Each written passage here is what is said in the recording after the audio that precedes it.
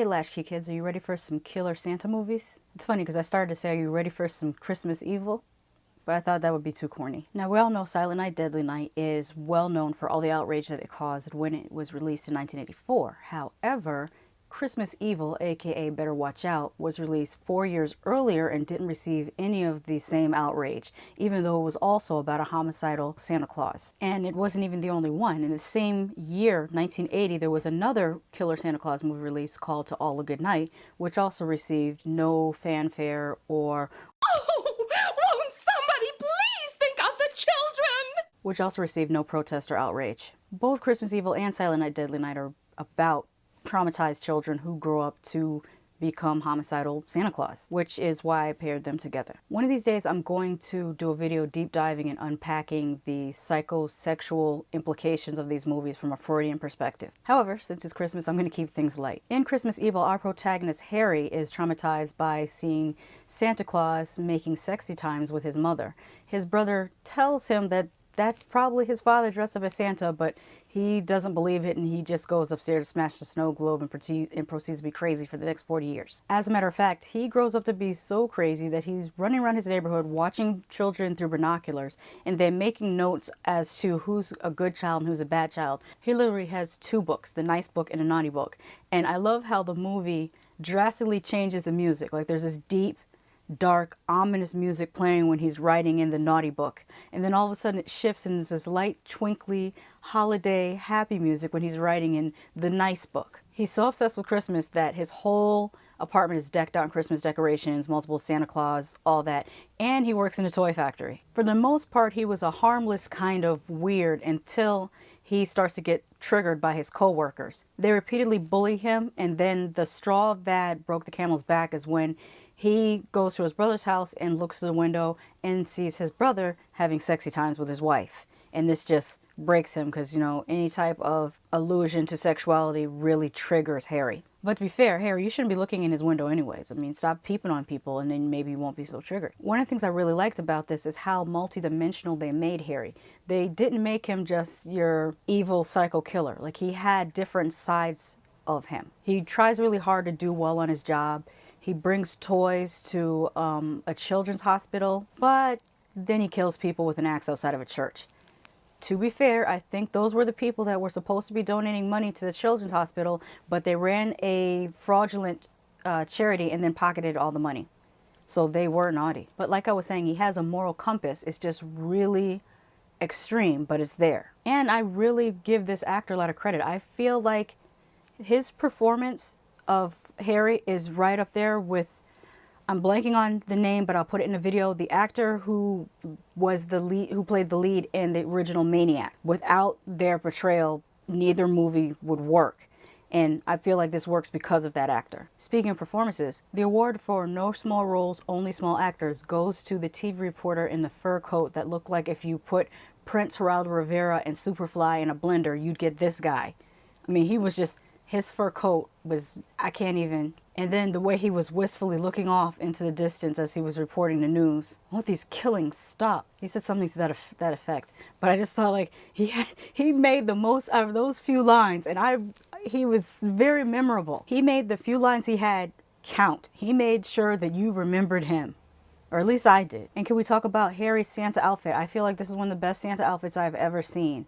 It has that whole original Kris Kringle vibe. I like the skirt on the jacket.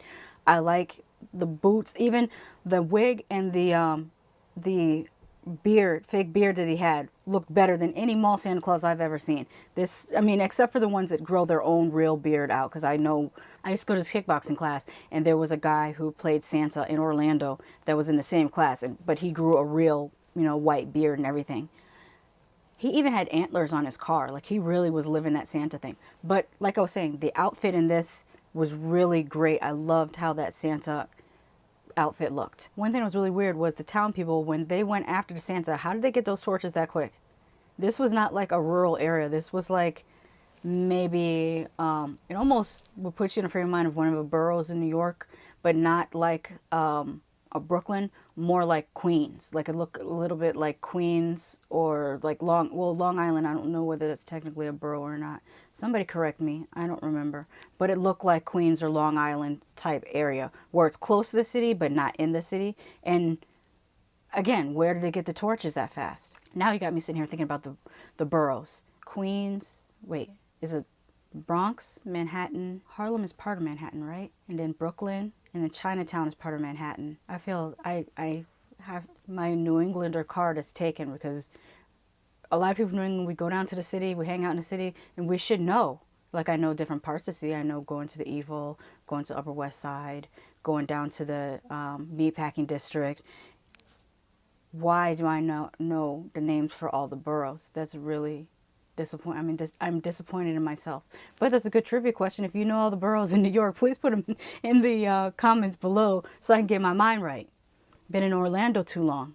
I know different sections of Orlando. In Orlando, you have Dr. Phillips area and Waterford Lakes, Little Saigon, Colonial Town. And then there's places that have been absorbed by Orlando that were their own townships, like Lockhart was its own township, but now it's part of Orlando. I don't know whether Eatonville is part of Orlando or it's still its own township. Still learning these things. But I digress. Where was I? The torches, where people got torches that fast.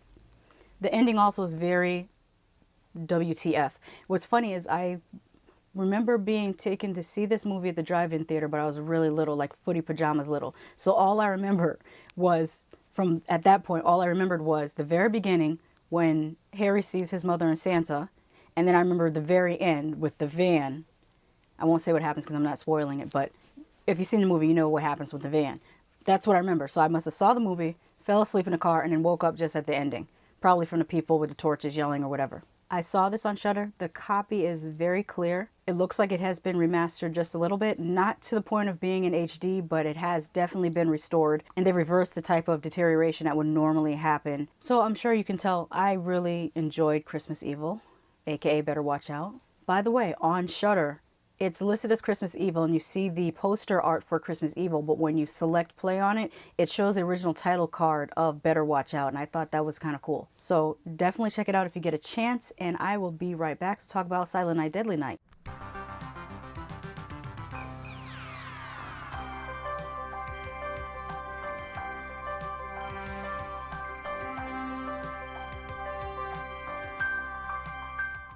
Let's get into Silent Night, Deadly Night, not to be confused with Silent Night, Bloody Night from 1972, which I already reviewed.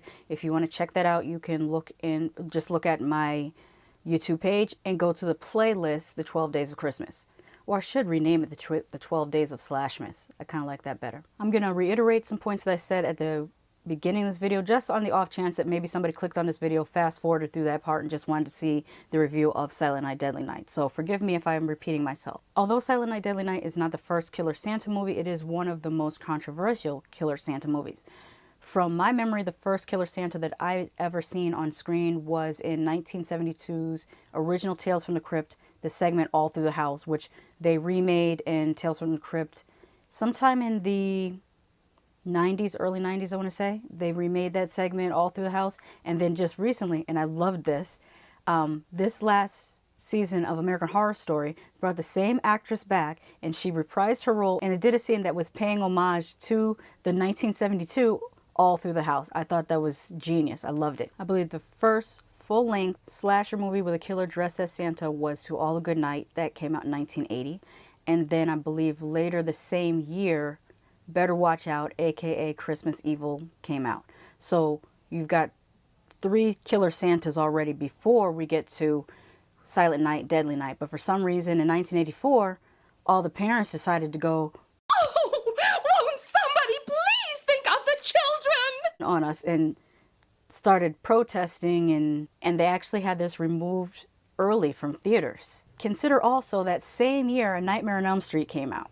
So they must have really thought that this was too extreme, but probably because of the whole Santa aspect of it. Whereas I'm like, no one is going to mistake, you know, a Freddy Krueger movie for a children's movie. Similarly to the way Christmas Evil is about Harry being traumatized as a child, this movie is about a child named Billy who was also traumatized. Although Billy's trauma is more severe and more frequent. And unfortunately, this leads Billy to become a homicidal maniac dressed as Santa himself. Let's go through the various forms of trauma that Billy had to endure. First, he was traumatized by his grandfather, who he was told was catatonic until he came out of his vegetative state to scare the crap out of Billy. Then Billy witnesses his father being killed by Santa. The same Santa sexually assaults his mother. Then he's sent to an orphanage and he stumbles upon some teens having sexy good times, and he is punished severely by the nun for watching the teens. Then, knowing that he has this trauma, the nun forces him to sit on Santa's lap. And when he freaks out at that prospect, the nun punishes him harshly again for not wanting to sit on Santa's lap. Over the years, he gets better. He even gets a job at a toy store, and things seem to be going pretty well for him as I believe he's still supposed to be a teenager, because usually if you're ward of the state, you would age out at 18. And since he's still living in the orphanage, it's to be assumed that he's still a teenager. But he gets triggered again around Christmas time when they have a Santa in the store. And then the worst part is when they dress him up as Santa and he looks in the mirror and he's just hella triggered at this point. But wait, there's more. He then witnesses one of his co-workers being sexually assaulted, and it's just, he's broken. He's just too far gone. What I thought was cool about this movie is it tries to be more than just your run-of-the-mill slasher movie. It tries to explore things and go a little bit deeper than it actually had to. In all fairness, it really explored the effects of extreme trauma. I almost hesitate to say that this movie was entertaining, because it seems odd to say that trauma or watching someone's trauma is entertaining, but it actually is entertaining. The way the story is told is very interesting. The acting's a little comme ci comme ça, but the kills are very creative. My favorite of which is we'll say the sledding incident. I love how that was executed. The antlers was pretty good too, but I like the sled the best. You didn't think I was going to leave without mentioning that whole musical montage about the warm side of the door. The warm side of the door. That was so WTF and unnecessary, but over the years I think I've gotten used to it and it's actually grown on me. Aside from that, have you seen Christmas Evil or Silent Night, Deadly Night? Did you like them? What do you think about them? Did you get to see them in the movie theater? And what was that experience like? If you are younger and these are both movies that came out before you were born, when you did see them, whether it was on video or streaming, still tell me what your experience is. I'm always interested to find out when people are watching something that's, I guess, not of the generation, what their thoughts of it are. I mean, the oldest movie I reviewed on this channel is from 1928. Or was it 1932 is the oldest movie? Either way, the oldest movie I reviewed on this channel came out generations before my behind hit the air. So I see nothing wrong with watching movies that are not of your generation. But like I always say, just because I love something doesn't mean you won't hate it, and just because I hate something doesn't mean you won't love it. What did you think of either of these movies? Let me know in the comments. Bye.